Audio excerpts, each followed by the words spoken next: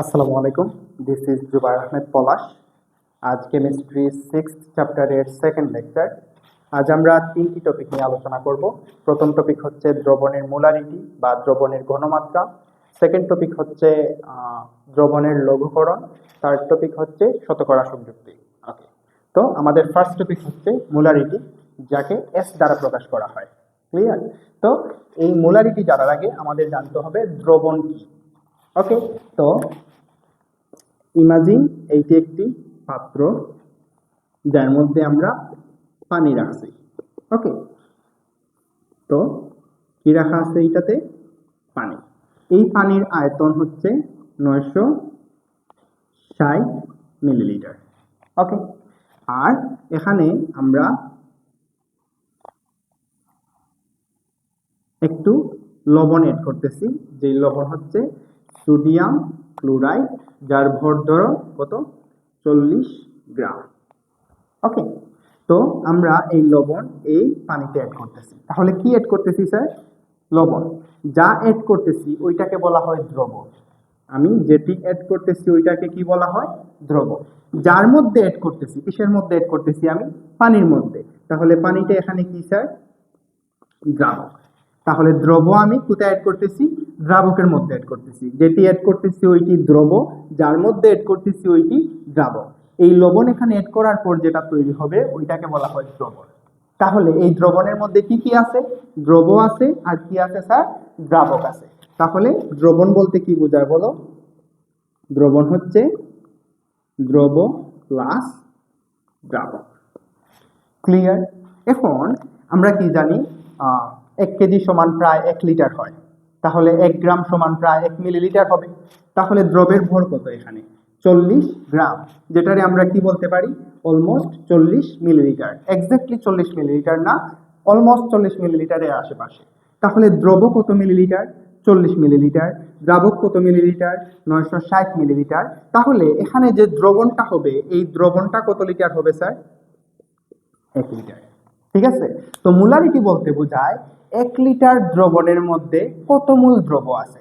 তাহলে এখানে দ্রবণটা কত লিটারের? 1 লিটার। দ্রবণের আয়তন 1 লিটার। তার মধ্যে 1 লিটার দ্রবণের মধ্যে কতটুকু দ্রব আছে ওইটাকে দ্রবণের মোলারিটি বলা হয়। ক্লিয়ার তোমরা? তাহলে এখানে আমার এই যে দ্রব আছে এইটাতে গ্রাম এককে রাখলে হবে না, ওইটাকে কোন এককে নিতে হবে? মূল এককে। তাহলে 1 লিটার দ্রবণে যত মোল দ্রব দ্রবীভূত আছে ওইটাকে দ্রবণের কি বলা হয়? মোলারিটি বলা হয়। তাহলে মূল সংখ্যা আমরা কি জানি? n = W/m। W বলতে পদার্থের ভর, পদার্থ কত গ্রাম আছে? 40 গ্রাম। m বলতে আণবিক ভর, সোডিয়ামের পারমাণবিক ভর হচ্ছে 23, আর ক্লোরিনের পারমাণবিক ভর 35.5। তাহলে কত আসে স্যার? 0.68 মোল। তাহলে এই 1 লিটার দ্রবণে কত মোল দ্রব আছে? 0.68 মোল। এই যত মোল দ্রব আছে ওইটাকে দ্রবণের মোলারিটি বলে। তাহলে এই দ্রবণের মোলারিটি কত? 0.68 মোলার। বুঝতে কোনো প্রবলেম? এখন আসো ডেফিনেশনে যাই। ডেফিনেশন কি? তো মোলারিটি কি? টেম্পারেচার ফিক্সড থাকলে 1 লিটার দ্রবণে যত মোল দ্রব দ্রবীভূত থাকে, দ্রবণের আয়তন যদি 1 মোলার 1 লিটার হয়, তার মধ্যে যত মোল দ্রব আছে ওই দ্রবের মোল সংখ্যাকেই আমরা কি বলবো স্যার? মোলারিটি বলবো। এখন কথা হচ্ছে টেম্পারেচার কেন ফিক্সড থাকতে হয়? যদি টেম্পারেচার আস্তে আস্তে বৃদ্ধি পায়, তাহলে এই যে দ্রাবক আছে বা দ্রবণের আয়তন আছে ওইটা আস্তে আস্তে কি হয়? প্রসারিত হয়। টেম্পারেচারের সাথে টেম্পারেচার যত বাড়বে ওইটার আয়তন আস্তে আস্তে প্রসারিত হবে। তখন তোমার এই যে তোমার পানি, এই দ্রবণের আয়তন 1 লিটার থাকবে না, তখন আস্তে আস্তে বাড়বে। তখন ঘনমাত্রা আস্তে আস্তে বা মোলারিটি আস্তে আস্তে কি পাবে? হ্রাস পাবে। এই জন্য টেম্পারেচার ফিক্সড থাকা জরুরি। ক্লিয়ার? তো এই ডেফিনেশন থেকে আমরা যদি এখন ফর্মুলা বের করতে চাই, তাহলে দেখো, ধরো এই পাত্রের আয়তন হচ্ছে v লিটার, আর তার মধ্যে আমি n মোল দ্রব অ্যাড করতেছি। ক্লিয়ার? তাহলে v লিটার আয়তনে দ্রবীভূত আছে কত মোল দ্রব? ধরো n মোল দ্রব। v লিটার আয়তনে দ্রবীভূত দ্রবের মোল সংখ্যা কত? n। এখন মোলারিটি জানতে হলে আমার জানতে হবে 1 লিটার আয়তনে বা 1 লিটার দ্রবণে কত মোল দ্রব দ্রবীভূত আছে? তাহলে স্যার 1 লিটার আয়তনে দ্রবীভূত আছে কত হবে? n/v মোল। এই 1 লিটার দ্রবণে যত মোল দ্রব দ্রবীভূত আছে ওইটাকে আমরা বলি মোলারিটি। তাহলে 1 লিটারে কত মোল আছে? n/v মোল। n/v মোল। তাহলে স্যার এই দ্রবণের মোলারিটি S = কি লেখা যায়? n/v। ওকে, ক্লিয়ার? এখন আসো একক কি হবে? একক স্যার মোলারিটির একক হবে মোলের একক ডিভাইডেড বাই আয়তনের একক। এখন মোলের একক কত? মোল। আয়তনের একক কত? লিটার। তাহলে মোলারিটির একক হবে মোল পার লিটার। ওকে, এখন আমি যদি এইটারে মোল পার লিটারকে আমরা সংক্ষেপে কি বলি? মোলার বলি, যেটাকে m দ্বারা প্রকাশ করা হয়। তাহলে মোলারিটির একক মোল পার লিটার অথবা মোলার। ক্লিয়ার? কারোর কোনো কোয়েশ্চন? এখন আসো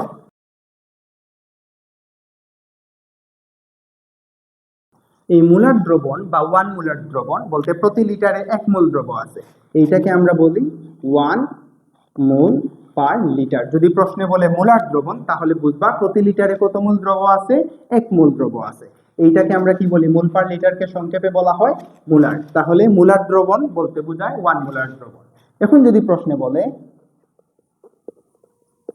সেমি মোলার দ্রবণ, সেমি বলতে বোঝায় অর্ধেক বা হাফ, তাহলে হাফ বলতে কত স্যার? 0.5। তাহলে সেমিমোলার দ্রবণ বলতে বোঝায় 0.5 মোল পার লিটার অথবা 0.5 মোলার। ক্লিয়ার? এখন যদি প্রশ্নে বলে ডেসিমোলার দ্রবণ, ডেসি বলতে বোঝায় 10 ভাগের 1 ভাগ বা 1/10। তো 1/10 কে কিভাবে লেখা যায়? 0.1। তো ডেসিমোলার দ্রবণ বলতে 0.1 মোল পার লিটার অথবা 0.1 মোলার। আবার ধরো ডেসি পরে যদি আমি বলি সেন্টিমোলার দ্রবণ, তো সেন্টি বলতে বোঝায় শতভাগের 1 ভাগ। তাহলে আমরা কি লিখতে পারি? 1/100। 1/100 কে কি লেখা যায়? 0.01 মোল পার লিটার অথবা 0.01 মোলার। তারপরে আসো মিলিমোলার দ্রবণ। মিলিমোলার বলতে বোঝায় 1000 ভাগের 1 ভাগ বা 1000 ভাগের 1 ভাগ। তো 1000 ভাগের 1 ভাগ বলতে 1/1000। 1/1000 কে কিভাবে লিখতে পারি? 0.001 মোল পার লিটার। ওকে, তাহলে এখানে কি আসে? 0.001 মোলার। এখন যদি বলে ধরো 2 মোলার দ্রবণ বা 3 মোলার দ্রবণ, যদি বলে স্যার 2 মোলার দ্রবণ, তার মানে প্রতি লিটারে কত মোল আছে? 2 মোল আছে।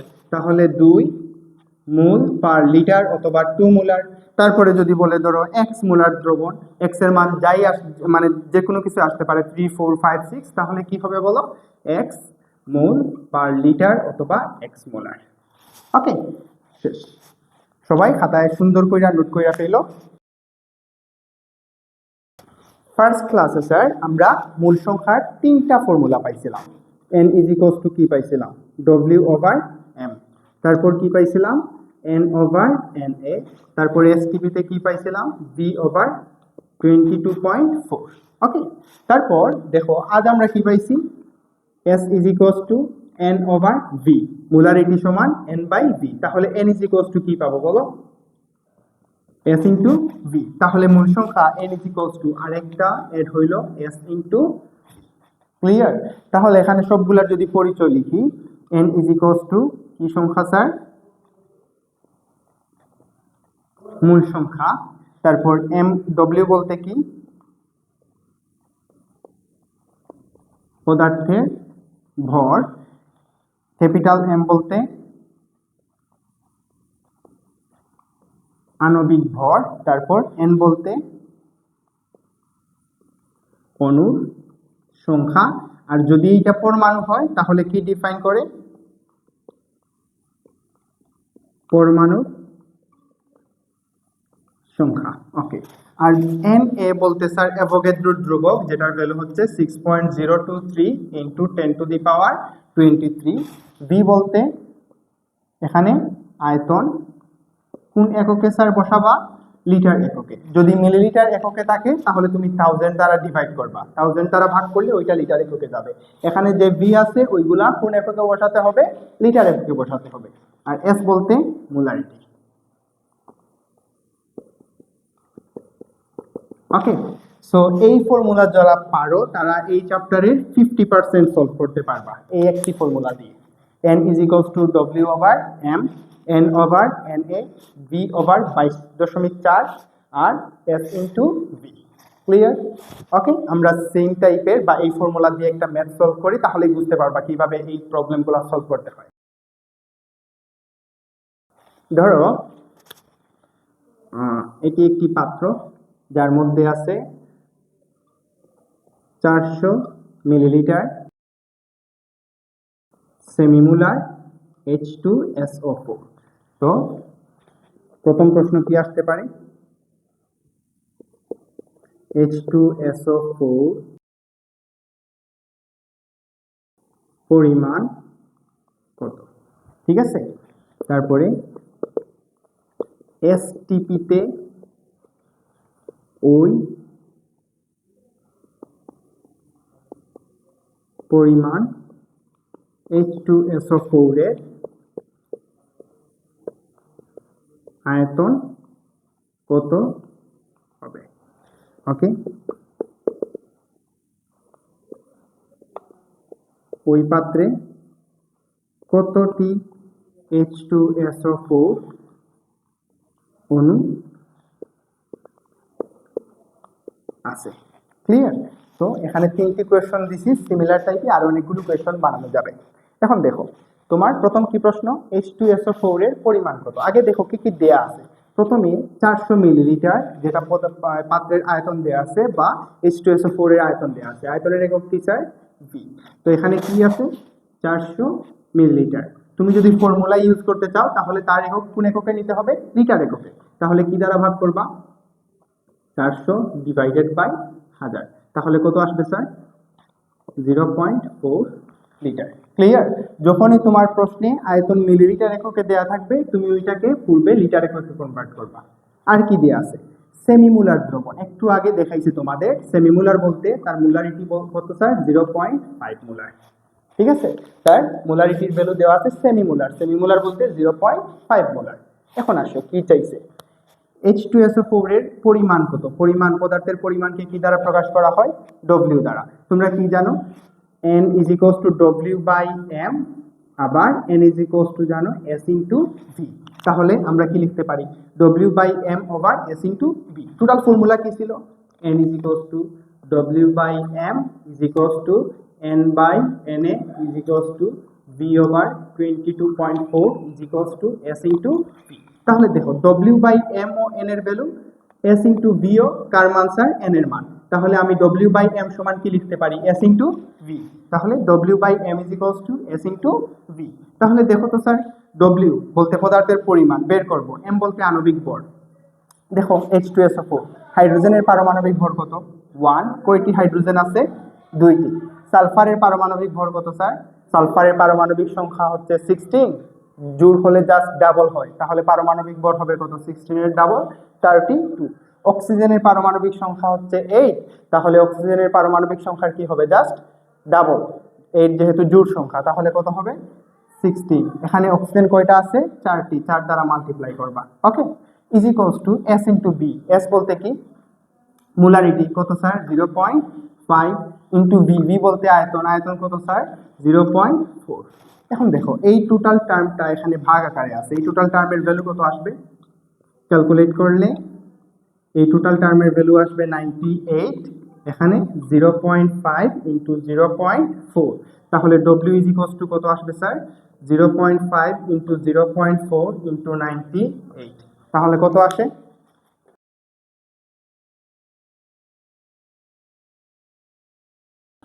ওকে, তাহলে এখানে কত গ্রাম সালফিউরিক অ্যাসিড আছে? ক্লিয়ার? ওকে, এখন আসো সেকেন্ড প্রবলেম সলভ করি। সেকেন্ড প্রবলেম কি? এসটিপিতে ওই পরিমাণ H2SO4 এর আয়তন কত? এখন দেখো এসটিপির সাথে সম্পর্ক কি? V by 22.4। এখানে কি ফর্মুলা ছিল? এসটিপিতে আয়তন ডিভাইডেড বাই 22.4। তাহলে এখানে কি দেয়া আছে দেখো? S ইন্টু V দেয়া আছে, S আর V এর ভ্যালু দেয়া আছে। তুমি বের করবা এসটিপিতে আয়তন, তাহলে এই দুইটা পার্ট নিয়ে কাজ করবা না? তাহলে আমরা কি লিখতে পারি বলো? V STP over 22.4 is equals two কি লেখা যায় এস ইন্টু ভি। বুঝতে পারছো? ওকে, তাহলে V STP is equals two কি হবে? এসটিপি তে আয়তন এস ইন্টু ভি ইন্টু 22.4। তাহলে দেখো এস বলতে কি স্যার? মোলারিটি। মোলারিটির ভ্যালু কত? 0.5। আয়তন কত? 0.4 ইন্টু 22.4। তাহলে কত আসে স্যার? 4.48 লিটার। তাহলে এসটিপিতে ওই পরিমাণ গ্যাসের ওই পরিমাণ সালফিউরিক অ্যাসিডের আয়তন কত হবে? 4.48 লিটার। বুঝতে পারছো তোমরা? ওকে, নেক্সট প্রবলেম দেখো। ওই পাত্রে কতটি H2SO4 অণু আছে? তাহলে অণুর সংখ্যার সাথে কিসের সম্পর্ক স্যার? N/Na। তাহলে এখন দেখো দেয়া আছে S আর V এর ভ্যালু, বের করবা N এর ভ্যালু। তাহলে N/N এর সমান কি লিখতে পারো? S into V। তাহলে দেখো এটা ছিল সেকেন্ড প্রবলেম। তো থার্ড প্রবলেম কি স্যার? তো তার প্রবলেম আমার চাইছে অণুর সংখ্যা, দেয়া আছে এস এবং ভি এর ভ্যালু। তাহলে আমরা কি লিখতে পারি? N/Na is equals to S into V. তাহলে n বলতে অণুর সংখ্যা আমরা জানি না। Na হচ্ছে 6.02 into 10 to the power 23। S বলতে মোলারিটি, সেমি মোলার মানে 0.5, আর আয়তন কি স্যার? 0.4। তাহলে n ইজ ইকুয়ালস টু কত হবে বলো? 0.5 into 0.4 into 6.02 into 10 to the power 23। Value কত আসে স্যার? তো অণুর সংখ্যা 1.204 into 10 to the power 23। Clear? তো এই টাইপের কোয়েশ্চন তোমাদের সিকিউতে প্রচুর আসে। যারা বুঝছো তারা করতে পারবা ইজিলি। যারা বুঝো নাই আমি আরেকটা প্রবলেম সিমিলার টাইপের সলভ করে দিব, তাইলে বুঝতে পারবা ইনশাআল্লাহ। দেখো,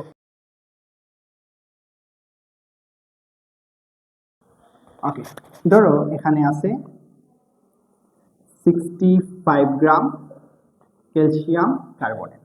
ওকে, এক নাম্বার প্রশ্ন হচ্ছে 450 মিলিলিটার দ্রবণে ক্যালসিয়াম কার্বনেটে ঘনমাত্রা কত হবে? ঠিক আছে। 2 নাম্বার প্রশ্ন হলো স্যার এসটিপিতে, অথবা এইভাবে না বলে এই বলতে পারে 0 ডিগ্রি সেলসিয়াস তাপমাত্রা এবং 1 অ্যাটমসফিয়ার চাপে। এসটিপি বলতে স্ট্যান্ডার্ড টেম্পারেচার এন্ড প্রেসার। এখানে স্ট্যান্ডার্ড টেম্পারেচার হচ্ছে 0 ডিগ্রি সেলসিয়াস আর প্রেসার হচ্ছে 1 অ্যাটমসফিয়ার। তো এসটিপি না বলে কি বলতে পারে? 0 ডিগ্রি সেলসিয়াস টেম্পারেচার এবং 1 অ্যাটমসফিয়ার চাপে। তো এসটিপিতে ওই ক্যালসিয়াম কার্বনেটে আয়তন কত হবে? ওকে, থার্ড প্রবলেম কি বলতে পারে স্যার?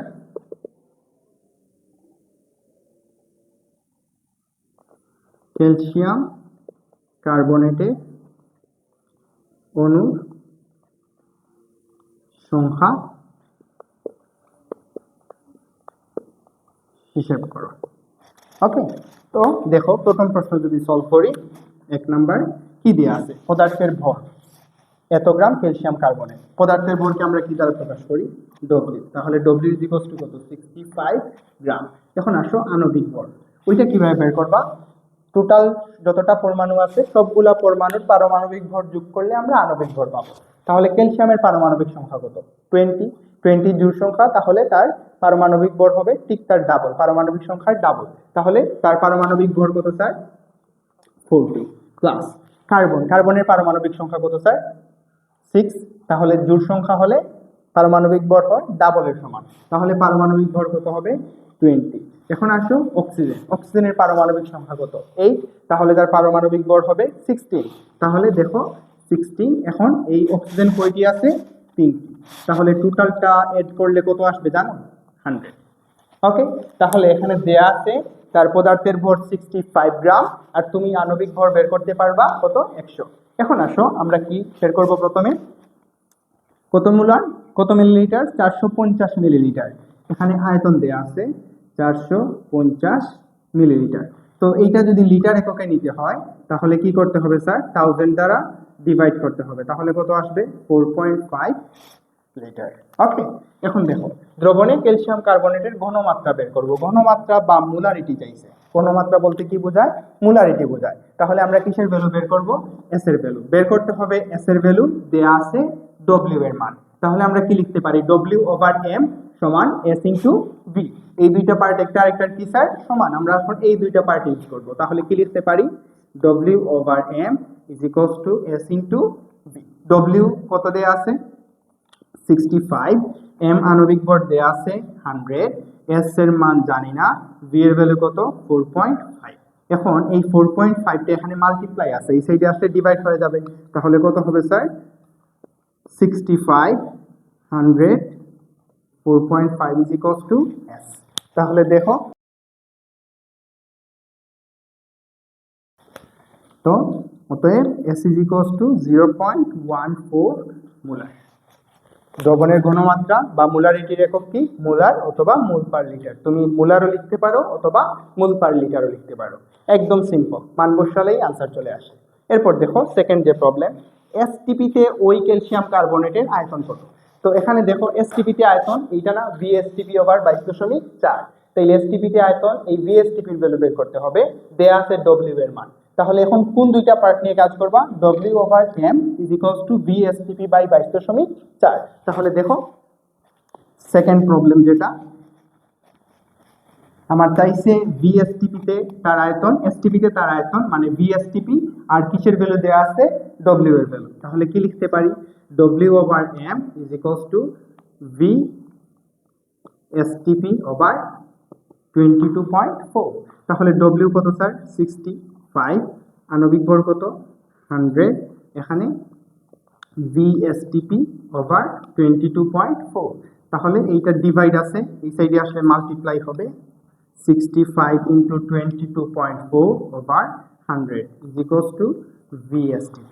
তাহলে STP তে তার আয়তন কত হবে?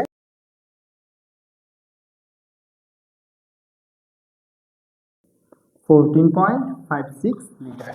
এই ইকুয়েশনে যদি তুমি মানে মান বসাইতে হয়, মনে রাখবা আয়তনের একক অবশ্যই লিটার এককে বসাতে হবে, আর আয়তনের যে মানটা আসবে ওইটাও লিটার এককে আসবে। ওকে, এখন আসো নেক্সট প্রবলেম, ক্যালসিয়াম কার্বনেটের অণুর সংখ্যা হিসাব করো। কিসের ভ্যালু বের করবা? অণুর সংখ্যা। ওকে, এইটা মুছাই দেই।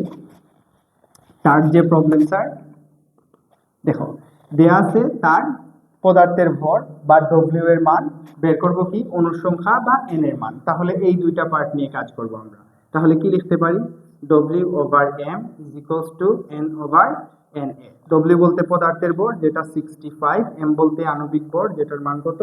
100, আর এন এর ভ্যালু জানি না আমরা, আর এন এ বলতে অ্যাভোগাড্রোর ধ্রুবক কত? 6.02 ইন্টু 10 টু দি পাওয়ার 23। তাহলে sir N is equals two কত আসবে? 65 into 6.02 into 10 to the power 23, আর এখানে নিচে কত আছে? 100। তাহলে কত আসে স্যার আনসার?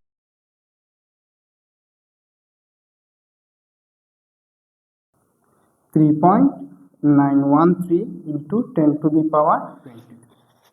কারোর বুঝতে কোনো প্রবলেম? যদি প্রবলেম থাকে কমেন্ট সেকশনে জানাইতে পারো, ইনশাআল্লাহ সলভ করার ট্রাই করব। এখন সিমিলার টাইপের একটা কোয়েশ্চন তোমরা সলভ করবা, সলভ করে আনসারটা কমেন্টে জানাই দিবা। ওকে, তো তোমাদের কি দিতে পারি? 120 গ্রাম সোডিয়াম সালফেট। তো 120 গ্রাম সোডিয়াম সালফেটকে যদি আমরা 450 মিলিলিটার দ্রবণে, এই সোডিয়াম সালফেটের ঘনমাত্রা কত হবে? ঠিক আছে, ওইটা বের করবা। তারপর এসটিপিতে ওই সোডিয়াম সালফেটের আয়তন কত হবে এটা নির্ণয় করবা, এবং সোডিয়াম সালফেটের অণুর সংখ্যা হিসেব করে এখানে কমেন্টে জানাই দিবা। আশা করি সবাই করতে পারবা, সিম্পল প্রবলেম। এখন আসো আমাদের নেক্সট টপিক। নেক্সট টপিকের মান ছিল দ্রবণের লঘুকরণ। দ্রবণে লঘুকরণ। ধরো এই একটা পাত্র, পাত্রের মধ্যে এখানে দ্রবণ আছে। ওকে, তো দ্রবণ ধরো কত মোল আছে স্যার? n মোল দ্রব আছে। ক্লিয়ার? তো n মোল দ্রব, এই পাত্রে দ্রবণ আছে, n মোল দ্রবের দ্রবণ আছে। তাহলে এখানে তার আয়তন কত হলো ধরলাম v1, আর তার যে ঘনমাত্রা n মোল দ্রব অ্যাড করার পর তার যে ঘনমাত্রা ওইটাকে আমরা কি ধরলাম s1। এখন এখানে যদি আমি আরো কিছু দ্রাবক অ্যাড করি তাহলে দ্রবণের আয়তন কি পাবে বলো? আগে ছিল এতটুকু, এখন দ্রবণের আয়তন বৃদ্ধি পেয়ে এতটুকু হয়েছে। তাহলে দ্রবণের মধ্যে যদি এক্সট্রা দ্রাবক অ্যাড করি ওইটা কি পাতলা হবে নাকি আরো গাঢ় হবে বলতে পারবা? তার ঘনত্ব আস্তে আস্তে কি পাবে? হ্রাস পাবে, মানে ঘনমাত্রা আস্তে আস্তে কমবে আর তোমার আয়তনটা কি হবে? আস্তে আস্তে বাড়বে। তো অ্যাড করার পর যে আয়তন হলো এইটা হচ্ছে V2, আর তার যে ঘনমাত্রা হলো মোলারিটি ওইটা কি স্যার? S2। আমি কি অ্যাড করছি? দ্রাবক অ্যাড করছি। দ্রব কি অ্যাড করছি আমি? না। তার মানে পূর্বে মূল সংখ্যা এবং পরে মূল সংখ্যা সেম। দ্রব আমি এড করি, কি এড করছি? দ্রাবক। লঘু করার জন্য আমি কি এড করছি? দ্রাবক। তাহলে দ্রব আগে n মোল ছিল, এখনো n মোল ছিল। তাহলে পূর্বের দ্রব আমি যদি n1 ধরি, পরের দ্রব যদি n2 ধরি, তাহলে আমি কি বলতে পারি? n1 is equals to n2। তাহলে শুরুতে n is equals to কি লেখা যায়? s into v। তাহলে শুরুতে তার ঘনমাত্রা কত ছিল স্যার? s1, শেষে তার ঘনমাত্রা কত ছিল? v1। পরবর্তীতে তার মূল সংখ্যা আমরা কি লিখতে পারি? s into v। পরবর্তীতে তার ঘনমাত্রা কত? s2, তার আয়তন কত?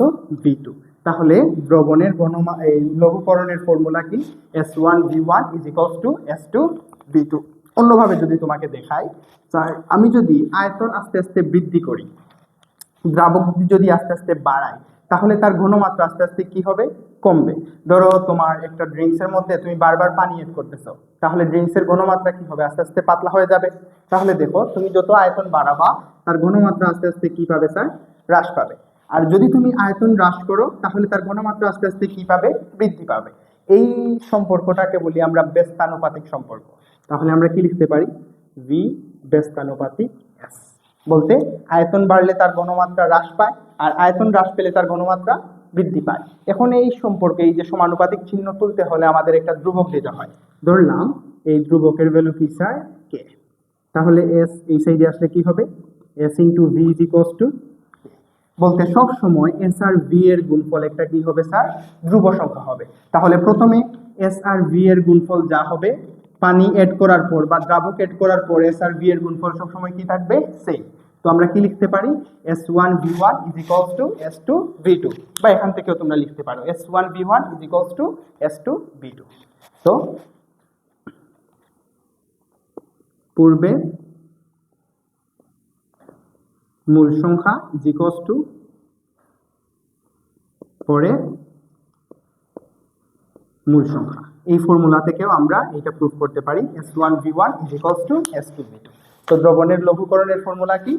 s1 v1 is equals to s2 v2। এখন দেখো এই টাইপের কিছু ম্যাথ করি।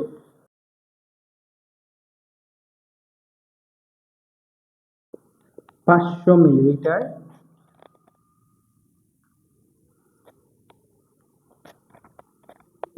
টু মোলার HCl দ্রবণে 300 মিলিলিটার পানি যোগ করলে দ্রবণের ঘনমাত্রা কত হবে? ওকে, সিম্পল। দেখো আমি এক্সট্রা কি এড করছি? পানি এড করছি। তাহলে দ্রবণের ঘনমাত্রা কত হবে? তো লঘুকরণের সূত্র কি? s1 v1 is equals to s2 v2। তাহলে s1 বলতে শুরুতে তার মূল সংখ্যা, শুরুতে তার ঘনমাত্রা। শুরুতে ঘনমাত্রা কত মোলার স্যার? 2 মোলার। তাহলে s1 এর ভ্যালু 2 ইনটু শুরুতে তার আয়তন। শুরুতে তার আয়তন কত? 500 মিলিলিটার। তো 500 মিলিলিটার থেকে লিটারে নিতে হলে কত দ্বারা ভাগ করতে হবে? 1000। এখানে ভাগ না করলে হবে, দুই সাইডের কাটা যাবে, তারপরে মানে মনে রাখার জন্য করে ফেললাম। তারপর দেখো s2, পরবর্তীতে ঘনমাত্রা কত হবে এটা নির্ণয় করব। তাহলে s2 আমরা জানি না, v2। v2 এর মান অনেকে ভুল করে ডাইরেক্ট 300 বসাই দেয়। স্যার আয়তন তো 300 হবে না, আমি 300 মিলিলিটার পানি কি করতেছি? যোগ করতেছি। তাইলে পরবর্তীতে আয়তন কত হবে? শুরুতে কত মিলিলিটার ছিল? 500 মিলিলিটার। শেষে কত যোগ করা হয়েছে? 300। তাহলে টোটাল আয়তন কত হবে স্যার? 800 হবে না? 500 মিলিলিটার পানিতে আমি আরো 300 অ্যাড করছি, তাহলে টোটাল আয়তন কত হবে? শেষে দ্রবণের আয়তন টোটাল কত হবে? 800 মিলিলিটার। তাহলে V2 এর মান কি হবে স্যার? 800 divided by 1000। কেন 1000 দ্বারা ভাগ করলাম? আমি 500 মিলিলিটারে 300 মিলিলিটার অ্যাড করছি, তাহলে 800 মিলিলিটার হইল। তাহলে আমি লিটার এককে নিতে হলে কত দ্বারা ভাগ করব? 1000 দ্বারা। ক্লিয়ার? তাহলে দেখো এখানে তাহলে কত থাকে স্যার? এখানে থাকবে 2 × 5/10। এখানে 8 মাল্টিপ্লাই আছে, এই সাইডে আসলে ভাগ হবে। এখানে 10 ডিভাইড আকারে আছে, এই সাইডে আসলে মাল্টিপ্লাই হবে। তো S2 ভ্যালু হচ্ছে এইটা। 10 10 ক্যান্সেল আউট হয়ে যাবে, তাহলে কত থাকবে স্যার? 10/8। তাহলে দেখো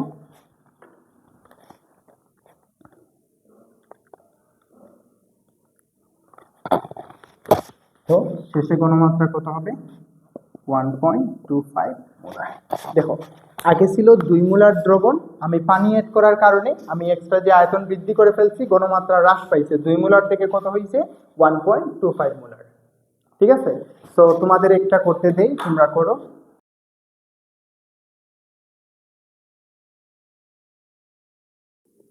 ছয়শো মিলিলিটার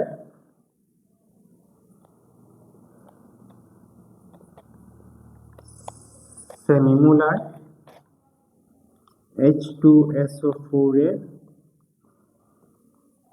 দ্রবণকে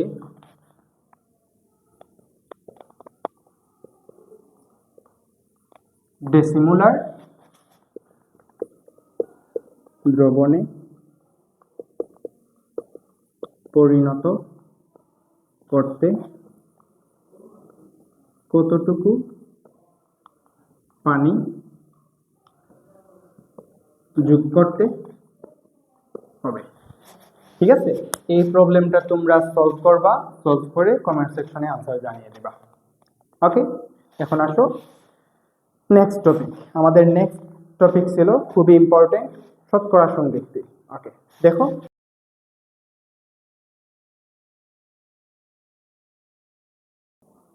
এক্সাম্পল, ক্যালসিয়াম কার্বনেট যৌগে ক্যালসিয়াম কার্বন এবং অক্সিজেনের শতকরা সংযুক্তি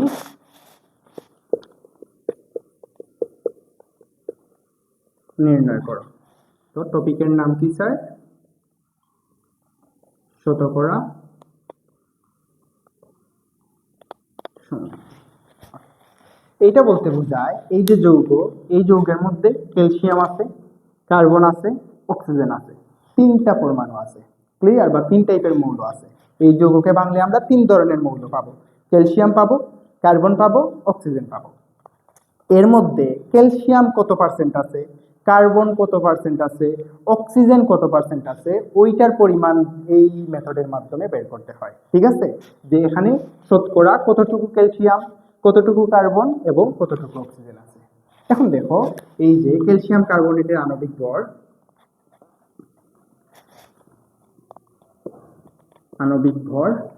M = দেখো ক্যালসিয়ামের পারমাণবিক সংখ্যা কত? 20। জোড় সংখ্যা হলে ডাবল হয়, মনে রাখার জন্য বলছিলাম। তাহলে কত হবে স্যার? ক্যালসিয়ামের পারমাণবিক ভর 40। ওকে, কার্বনের পারমাণবিক ভর কত? 12।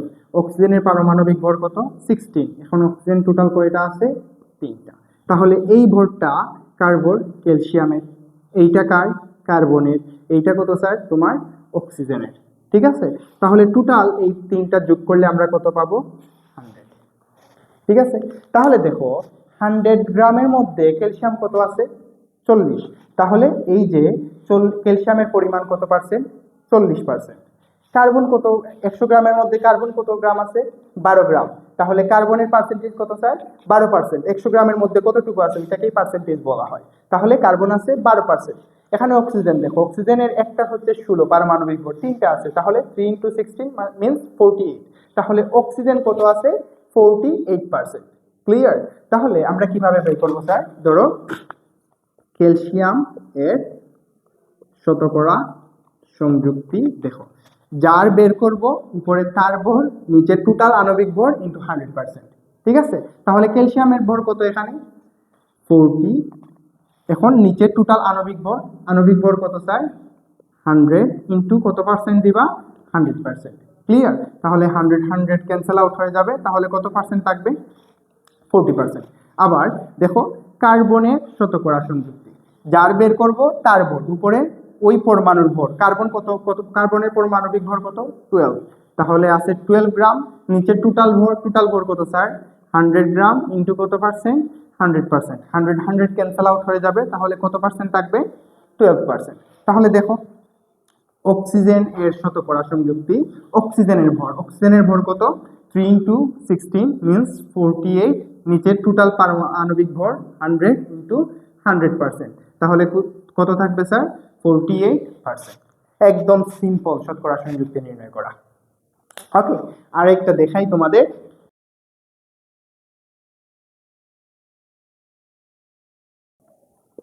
HNO3 নাইট্রিক অ্যাসিড, এই নাইট্রিক অ্যাসিড যৌগে হাইড্রোজেন, নাইট্রোজেন এবং অক্সিজেনের শতকরা সংযুক্তি নির্ণয় করো। এখন আসো নাইট্রিক অ্যাসিডের আণবিক ভর M is equals to, হাইড্রোজেনের পারমাণবিক ভর কত স্যার 1, নাইট্রোজেনের কত 14, অক্সিজেনের হচ্ছে 16 ইন্টু 3। তাহলে এটা হচ্ছে হাইড্রোজেনের জন্য, এইটি হচ্ছে নাইট্রোজেনের জন্য, এইটি হচ্ছে তোমার অক্সিজেনের জন্য। তাহলে দেখো হাইড্রোজেনের শতকরা সংযুক্তি,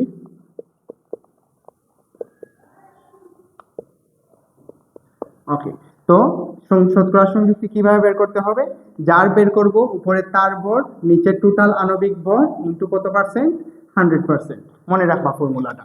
তাহলে হাইড্রোজেনের শতকরা সংযুক্তি, হাইড্রোজেনের ভর কত 1, নিচে টোটাল আণবিক ভর, টোটাল কত হবে sir 14 into 14 plus 1 means 50 plus 48। ওকে, তাহলে কত হয় 63। তাহলে দেখো নিচে 63 ইন্টু 100%, তাহলে কত হয় 1.587%। এখন আসো স্যার নাইট্রোজেনের শতকরা সংযুক্তি, নাইট্রোজেনের শতকরা সংযুক্তি কিভাবে বের করব? নাইট্রোজেনের ভর, নাইট্রোজেন কত গ্রাম আছে 14 গ্রাম, নিচে টোটাল আণবিক ভর, টোটাল কত স্যার 63 ইন্টু কত পার্সেন্ট 100%, তাহলে কত হয় বলো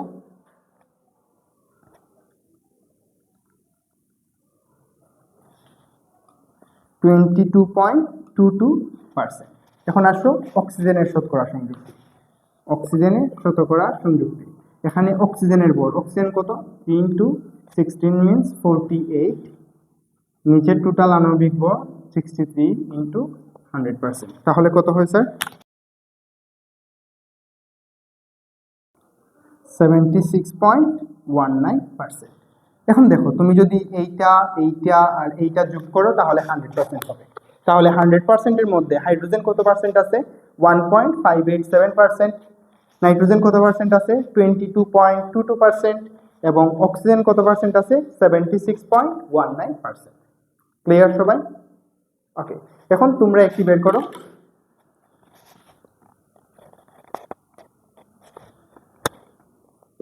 H3PO4 যৌগে হাইড্রোজেন, ফসফরাস এবং অক্সিজেনের শতকরা সংযুক্তি নির্ণয় করো।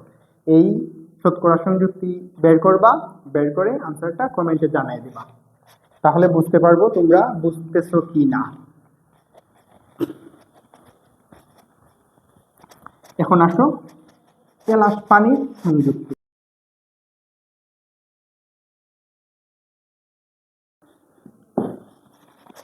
ওকে, লাস্ট এক্সাম্পল দেখো,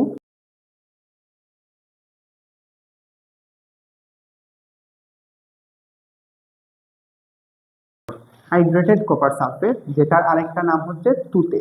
তো হাইড্রেটেড কপার সালফেটের আণবিক সংকেত কি স্যার বা রাসায়নিক সংকেত কি?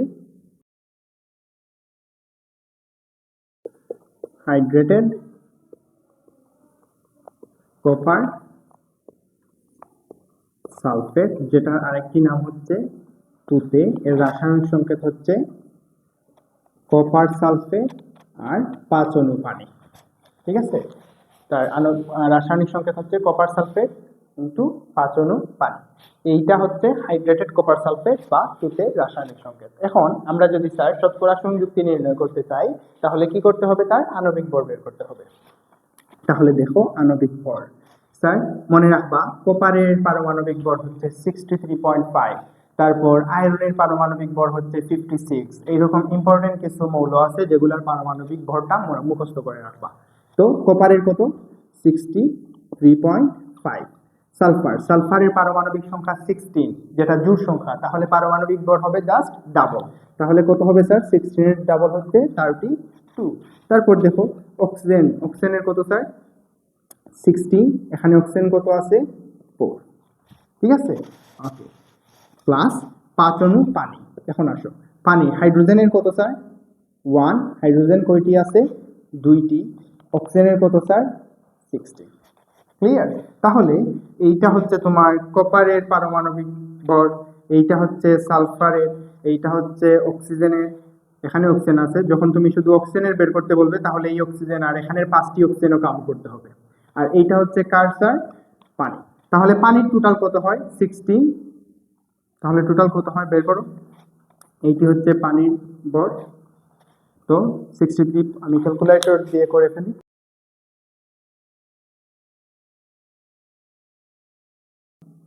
249.5, তার মধ্যে পানি আছে এতটুকু, এইটুকুর কত হয় স্যার? মনে মনে 90 হয়। ক্লিয়ার? মাইন্ডে হিসাব করবা, 2 + 16 মিন্স 18, 18 × 5 মিন্স 90। ওকে, তাহলে দেখো আমি যদি কেলাস পানির শতকরা সংযুক্তি নির্ণয় করতে চাই,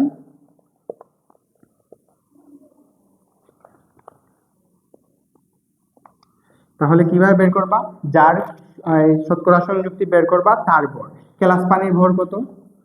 90 ডিভাইডেড বাই টোটাল আণবিক ভর। টোটাল আণবিক ভর হচ্ছে 249.5 ইন্টু কত পার্সেন্ট স্যার? 100%। তাহলে কত আসে? 90/249.5 ইন্টু 100%, তাহলে 36.07% কেলাস পানি আছে। ওকে, তো এই হচ্ছিল আজকের টপিক। নেক্সট টপিকে আমরা এই শতকরা সংযুক্তি থেকে স্থূল সংকেত এবং আণবিক সংকেত নির্ণয় করা শিখব। ওকে, তোমরা স্টেপ বাই স্টেপ এই চ্যাপ্টারটি সলভ করো, এই চ্যাপ্টারের ক্লাসগুলো করো, তাহলে এই চ্যাপ্টারটি হবে তোমাদের সবথেকে ইজিয়েস্ট চ্যাপ্টার অফ কেমিস্ট্রি। ওকে, আজকে এতটুকুই।